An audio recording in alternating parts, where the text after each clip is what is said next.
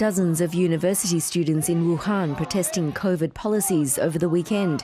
But it's among a dwindling number of rallies across the country as authorities start to lift restrictions in response to the biggest show of public discontent in mainland China since President Xi Jinping took power in 2012.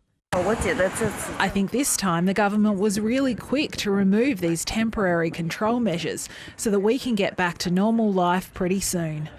Numerous regional authorities have announced some relaxation of lockdowns and quarantine and testing requirements.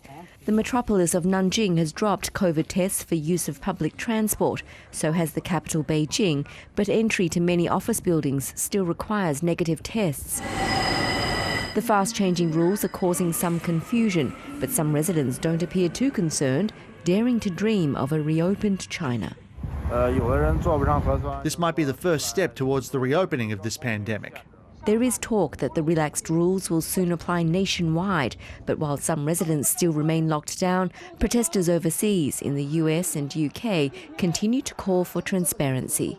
Under the disguise of a scientific COVID control scheme, people are forced to be locked inside their homes. One thing's for certain, more people, especially the elderly, need to get vaccinated quickly.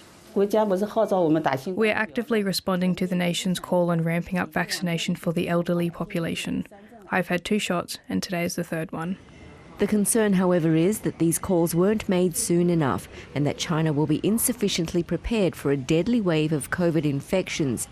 Furthermore, the United States top spy says China's refusing to use Western vaccines, despite warnings that up to 2 million people could die if China ditches its zero COVID policy. Yvonne Yong, ABC News.